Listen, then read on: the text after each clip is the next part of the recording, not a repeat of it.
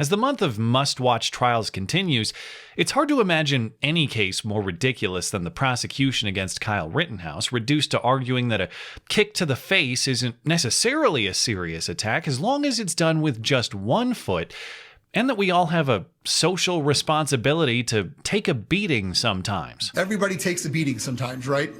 Sometimes you get in a scuffle and maybe you do get hurt a little bit. And just when you think it couldn't get any more insane, well, in walks the defense team for Jussie Smollett, now taking up exactly that torch. They're now arguing that Jussie did his part, that he's an upstanding citizen who took his beating just as the Binger Doctrine requires. And in fairness, of course, everyone's entitled to their day in court. Jussie deserves the same rigorous defense that everybody else does. And somebody's got to do it, even if they do end up looking silly for the effort. But there is a difference between rigor and wisdom.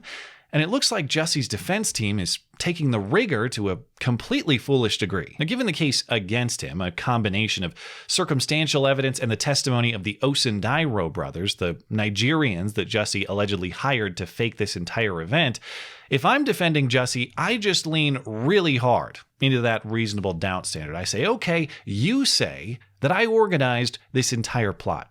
Prove it. Show me the conclusive evidence that I did that. Betting that the prosecution's case may have pieces, but requires too many leaps to overcome my benefit of reasonable doubt. Of course, that's not what I personally believe, and it's not guaranteed to succeed either, especially given the reality that he almost certainly did organize this plot and lie about it to police, but it's a lot better than inventing a new lie to cover for the old lie. And that's exactly what Jussie's defense strategy at trial now is. On Monday morning, Jussie and his team walked into court facing 6 disorderly conduct charges related to false reports made to police about that fateful blizzard night in Chicago when Jussie says MAGA henchmen savagely beat him for his conspicuous black gayness, but didn't take his Subway sandwich for some reason. The jurors were selected and the prosecution and defense made their opening statements. Unfortunately, we don't have comprehensive knowledge of what was said because there are no cameras in this courtroom and no transcript immediately available either. But based on reporting, the prosecutor said exactly what you'd expect him to say. Jussie faked this whole thing and we have the receipts. As in literally, we have the receipts for the red hat and the bleach purchases, among other items. And instead of leaning into that reasonable doubt standard and saying, yeah, sure, you found some stuff, but the purchase of that stuff isn't a crime, nor does it indicate a crime. You might think a red hat and bleach is a weird shopping list, but weird shopping lists don't warrant these sorts of charges. Instead of doing that, Team Jussie is now offering a different affirmative defense, not just a denial, but wild new claims altogether. Okay, fine, you got me. It was actually my friends who attacked me, but they did it legitimately because they hate me. They beat me up for real, so I'm still the victim in this scenario. Jussie thought the Osundairo brothers were his friends, but they secretly hated him, and so that night they acted on their hatred and kicked his ass in a blizzard at 2 a.m. with bleach. Because reasons, this is actually the case with which Jussie's attorney opened the trial on Monday. Now, on its face, this argument makes no sense, just as a matter of fact. But it also makes no sense strategically because it implicitly admits that Jussie lied, which is the central allegation of the case. If you knew it was your black Nigerian friends who beat you up, Jussie, why did you tell police afterward that at least one of the attackers was white? And they have a flimsy explanation for that. Jussie's defense team now says there was a third attacker working with the brothers, a white guy that some obscure witness says she saw standing around somewhere that night. Okay, but number one, that guy has never been identified. Number two, he's not seen on any of the cameras that night. And number three, Jussie's original story was that 2 guys attacked him, not 3. And Jussie said he had no doubt that the 2 guys seen on surveillance video, the Osundairo brothers, were the attackers. I don't have any doubt in my mind that that's them. Never did. There is no third guy there, so either Jussie lied about a white attacker then, or he's lying now about a third attacker in the mix. But there is no way to make this case without conceding that Jussie lied, which is the entire reason that he's on trial. So it's a bad defense theory just broadly, But it's even more preposterous in the specifics. Remember that to believe the Osundiros beat up Jussie, and Jussie just mistakenly identified at least one of them as a white vocal Trump fan, you wouldn't just be believing that Jussie had poor vision or hearing in the chaos of a blizzard.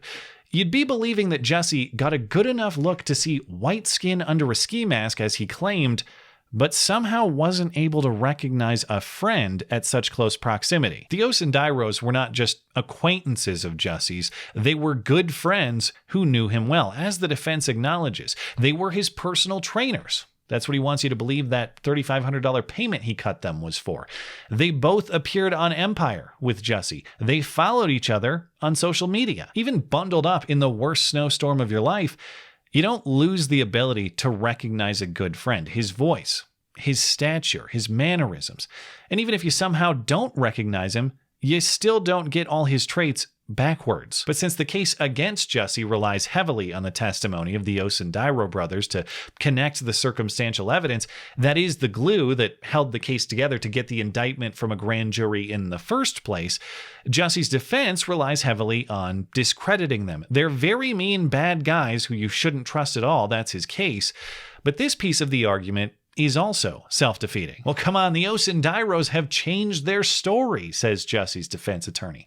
You should never trust guys like this who have changed their story multiple times, as though Jussie has not changed his story multiple times. His infamous Good Morning America interview contained several points of embellishment that he didn't see fit to tell the police originally, and even those decorative details changed in subsequent retellings. And as though this latest defense strategy isn't itself changing the story yet again. Only now is Jussie saying it was his friends who kicked his ass.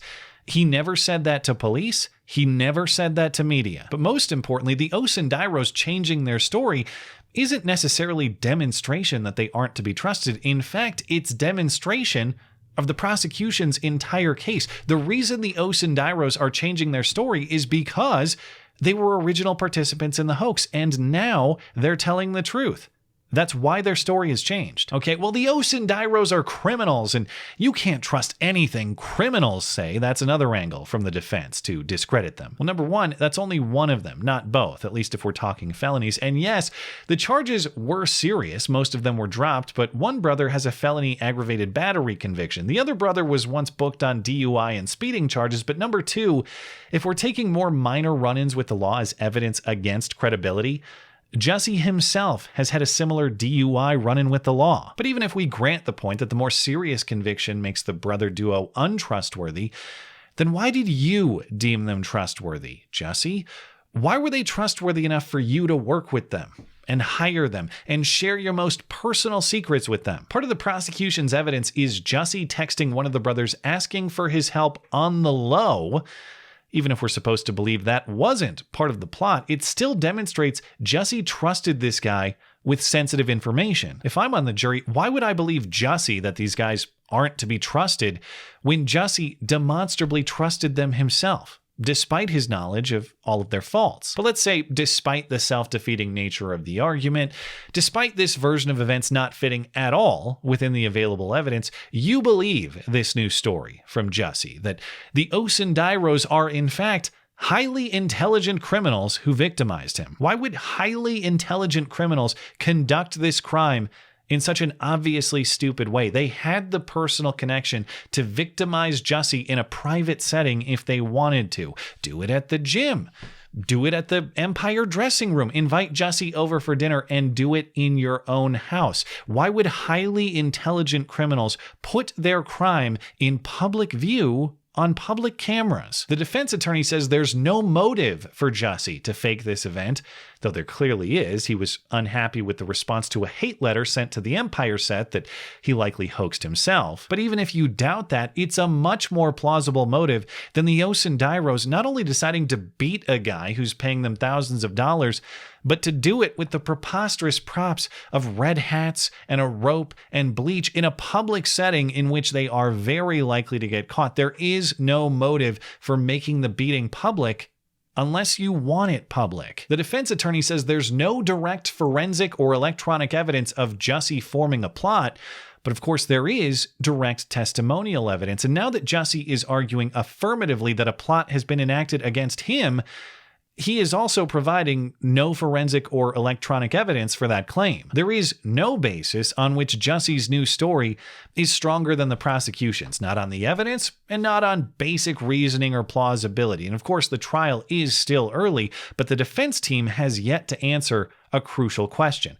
Why exactly is Jussie's story new anyway? They tell us to follow the motives and follow the evidence. Okay, then explain to us why Jussie is suddenly changing his story now, despite learning no new information. How exactly did Jussie suddenly realize that it was actually his friends who attacked him, only after those friends decided to flip on him and come clean about the story? When exactly did Jussie realize that his initial impression of what happened that night was wrong, and exactly what evidence or information caused that realization? Because without that explanation, it sure looks a lot like as new and compelling information comes out, Jussie just adjusts his original story to fit that information, no matter how ridiculous the result. That's the theme of this entire defense. Grant all the new facts as true and just try to twist them into somehow fitting what you said previously, even if it defies all reason and logic, and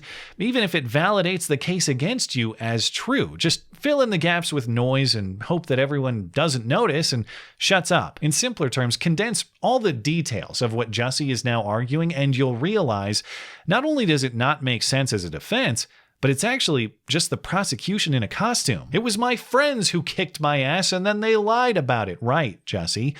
That's the case against you, not for you. That's the prosecution's case, not your case. That's exactly why you're on trial.